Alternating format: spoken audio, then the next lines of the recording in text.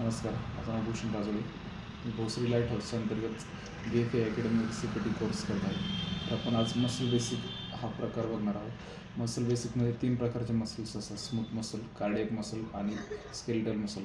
तर smooth muscle हे बॉडीच्या इंटरनल ऑर्गन्समध्ये म्हणजे जसं की brain, liver, kidney, small intestine, large इंटेस्टाईनमध्ये आढळतात. तसेच हे मसल इनव्हॉलंटरी असतात, स्वतःचं काम स्वतः करणारे असतात. दुसरं म्हणजे हे मसल जे आहे ते युनिन्यूक्लिएटेड असतात.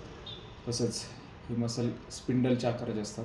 दुसरं म्हणजे सेकंड म्हणजे कार्डियक मसल. कार्डियक मसल हे हृदयाच्या आतमधल्या लेअरमध्ये प्रेझेंट असतात. तसंच हे जे कार्डियक मसल आहे ते झाडांच्या फांद्यांसारखा यांचा आकार असतो. हे मसल इनव्हॉलंटरी म्हणजे स्वतःचं काम स्वतः करणारे असतात.